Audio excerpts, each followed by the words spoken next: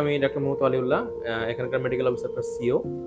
আমি ফ্রিতে 200-র উপরে রোগী দেখছি এবং মানুষজন প্রতিনিয়ত তাদের আস্থা বাড়তেছে যে সরকারি হাসপাতালের মতো এখানে একজন ডাক্তার মানে সকাল থেকে দুপুর পর্যন্ত এবং দুপুর থেকে সন্ধ্যা পর্যন্ত নিয়ে ফ্রিতে রোগী দেখতেছে এবং আমরা এটা এস্টাবলিশ করতে এখন পর্যন্ত সফল হয়েছি যে আমরা অহেতুক কোনো টেস্ট দিয়ে পেশেন্টকে হয়রানি করি না।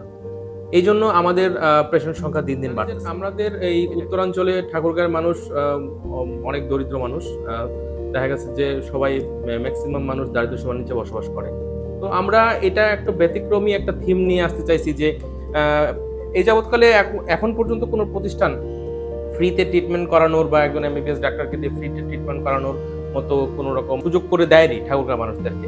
তো আমাদের প্রতিষ্ঠানের যে ওনার আছেন, মালিক আছেন, তিনি আগে থেকেই একজন জনদরদি মানুষ। তো আমরাও চাই এই প্রতিষ্ঠানের মাধ্যমে ঠাকুরগাঁয়ের যেই দরিদ্র মানুষগুলো আছে, হতদরিদ্র মানুষগুলো আছে, যারা দেখা গেছে দিনে আনে দিনে খায়, ঠিকমতো চিকিৎসা সেবা পায় না, তো আমরা এই জিনিসগুলো থেকে ফ্রি এই ট্রিটমেন্টের ব্যবস্থা করেছি।